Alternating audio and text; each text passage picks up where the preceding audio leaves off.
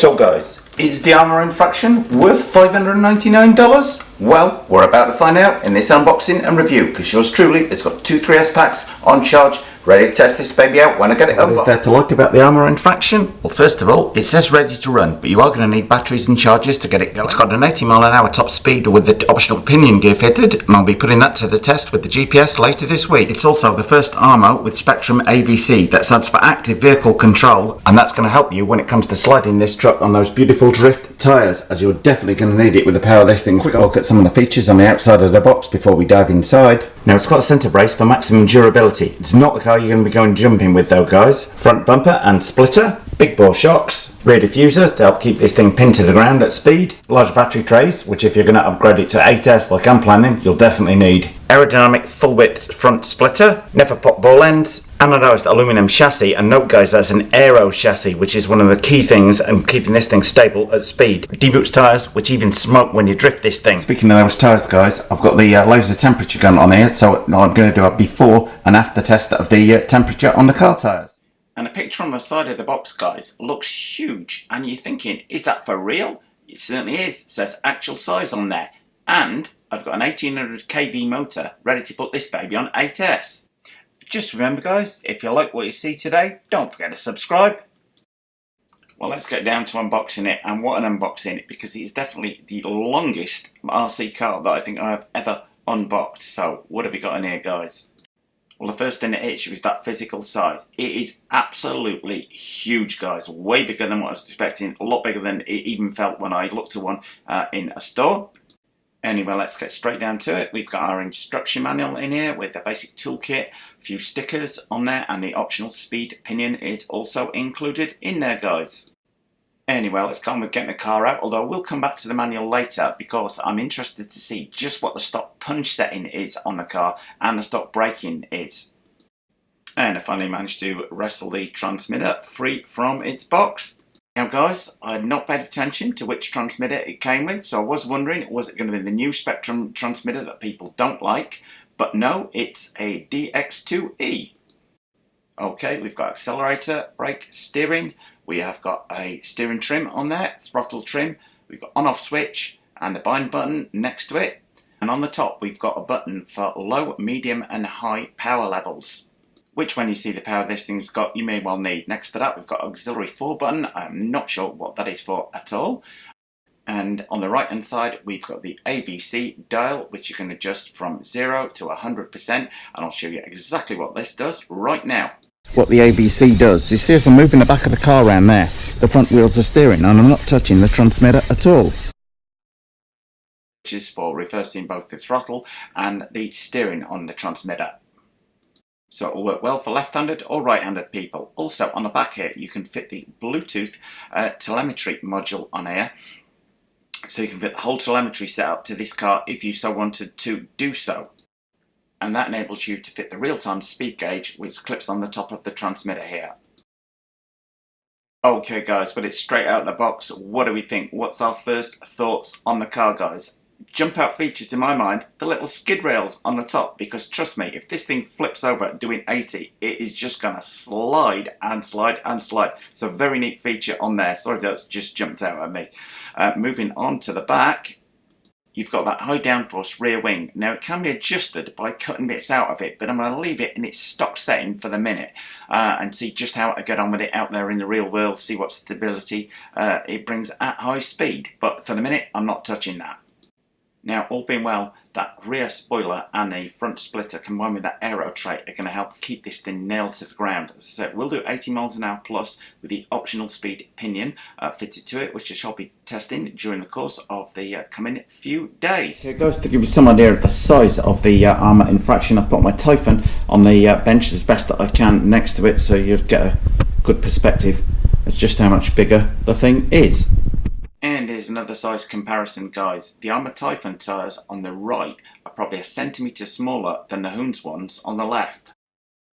Now guys, while it says the truck will do 80 mile an hour plus, I'm sure you'll be able to modify it and fit a hotter motor, bigger gearing to go way faster than that. But personally, I'm going to keep it pretty much as it is in terms of the gearing on there. For me, this is about having that huge acceleration on the car rather than getting a top end speed. If you want something for the top end speed, look forward to getting the Arrma Limitless. It says All Street Basher on the box, guys. That is most definitely what yours truly is going to be using it for. Anyway, guys, let me go in on close up and let you have a look at the Arrma Infraction body before we take it off and see just what we've got under the skin. Because believe me, all the good stuff is inside this car as well as on the outside. Said that rear diffuser there combined with that spoiler, fingers crossed, that gives plenty of downforce. But sure we'll find out in the coming few days. You've got the roll cage on there, and it's the little slider rails on the top. Very neat little feature to my mind to help protect that gorgeous looking body. Anyway, time to take that body off, and the Arrma Infraction features the body clips that are seemingly impossible to lose. Well, with the body off, first thing that jumps out at you is that striking red centre brace, followed by those tyres, which you have just got to love the tyre tread pattern on those guys. And the other thing that leaps out is that almost front-engined layout on there, which is very, very different from many other Arrmas there, guys. And the other standout feature at the front has to be that front splitter. Check that out, guys. Okay, and like other Arrmas, we've got big bore aluminum shocks all round, fully adjustable suspension. But check out the angle of those suspension arms, both front and rear, guys. Pretty much parallel to the road, so no angle in there at all. So the thing is very, very road focused indeed. Speaking of which, there's a close-up of that tyre tread, and unlike other Arrmas, guys, that chassis brace on the top there is going to be designed for keeping the chassis nice and rigid, as opposed to taking any load when it goes over jumps with the shock towers moving around, etc. And there's a close-up view of that motor mount. Now, if you want to put a bigger motor in these guys, you may have to flip that motor around and remove one of the battery packs. So it can be done. Personally, I'm going to keep the motor just as it is, though we've got a steering servo on the left and the waterproof receiver box to the side of that. Our brushless ESC right next to that.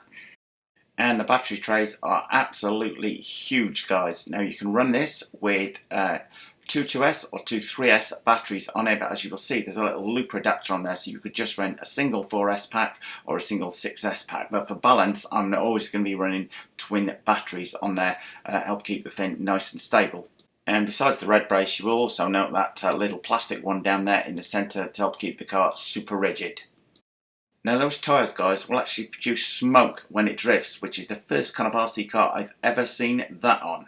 Anyway, flipping the chassis over, guys, you can see that huge rear aero diffuser on there. Speaking of aero, the whole of the chassis is designed to be aerodynamic to help keep this thing planted on the ground, from the front splitter to that rear wing on the car. And this undertray is going to have a major effect in keeping the car stable at speed, though. When it comes to the size of this thing, guys, just another camera angle that I thought give it a much better impression of just how much bigger it is. That's my Arrma Typhon on the left versus the Infraction on the right there. So we've probably got a 8, maybe 10 inches longer on there. It looks absolutely massive in comparison, don't you think? And one great feature about that motor, guys, is the slide out pinion mount, where you can get dead easy access for changing over the pinion gear, and the spur gear is pretty easy to remove as well. Anyway, time to take the Arrma Infraction for a quick spin outside. Today I'm going to be running two 3S packs. These are Vonic 5500 mAh 50C packs, of which they look absolutely tiny in the battery tray. However, there still looks plenty of room to fit these 4S packs in when I convert it over to 8S power. Okay guys, now I've got 5500 Vonic packs in there. The battery straps are actually huge as well. You could easily fit, I'm thinking, like a 6500 pack in, and certainly fairly easily these Onyx packs. Anyway guys, just before I take it for a test outside, does 60 plus with the 18 tooth pinion and 80 plus with the 27 tooth optional gearing. And as an aside, it also specifies the minimum battery requirements you need for the car. Okay guys, now when it comes to that ESC, the punch level, by default is set on level 4, so I may up that maybe to level 7, see how we get on with that. Also the braking, I've been testing the car off camera, guys. The braking is set to 37.5% as standard. There's not really that strong, guys, so I'm going to increase the braking to 50%. Okay guys, well, using the manual, I've turned the punch level on the ESC up to 9. And today, whilst I'm going to be running the Arrma Infraction with two 3S packs on it does come with a little jumper lead, so you can run with a single 4S one or a single 6S pack. But I've gone for twins for the balance of the car. Just getting a feel for it. I have a feeling this may be a little bit too overkill for the driver here. Yeah.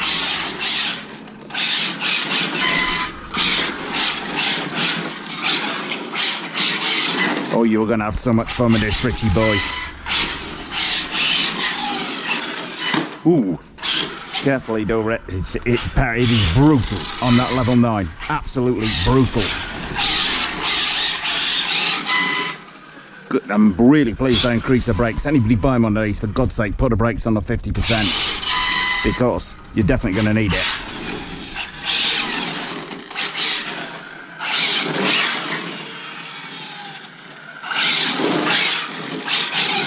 More fun than you can shake a stick. I'm having to be so careful. It's like driving a stick of dynamite on my driveway, I'll tell you.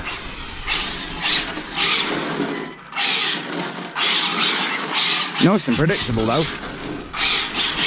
Really can steer it well on the throttle. If I was ever going to design an RC car, guys, it would have been this. Just watching that front splitter is so low to the ground. Oh, this is just going to be too much fun.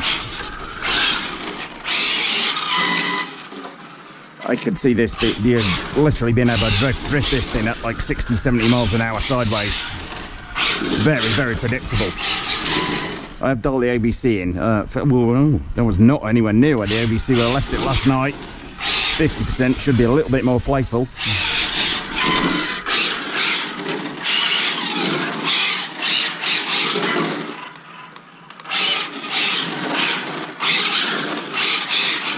Anyway, guys, let me know your first thoughts on it. just brutally fast.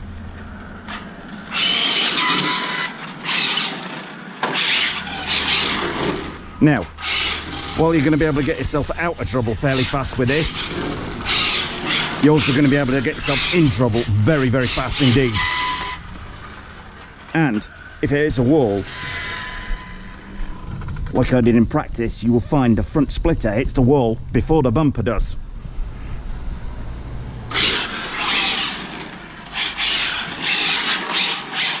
I'll try and see if I get the tyres to smoke, but maybe not on this surface. Oh, a little bit there, a little bit there.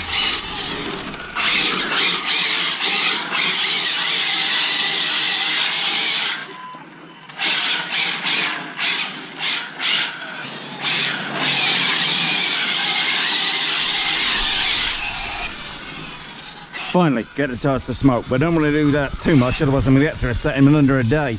And I have a feeling the ESC has got a little bit, or the motor has maybe got a little bit warm there, because that's quite a sudden drop in power there. And these are new 4S packs in here.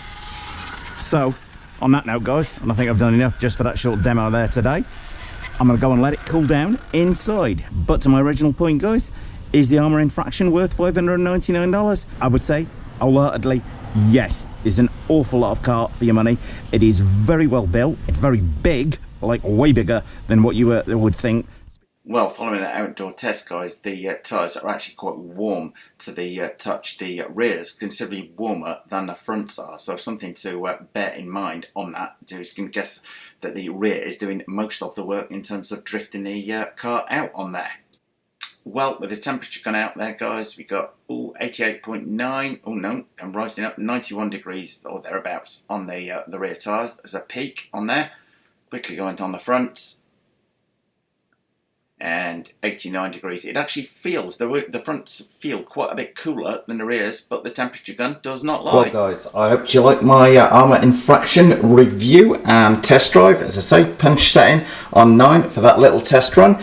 Should be a much bigger test run when I find a much larger space to run this thing in, because the speed it covers the ground at is just plain bonkers, guys. Anyway, if you don't want to miss that, then as ever guys, don't forget to subscribe.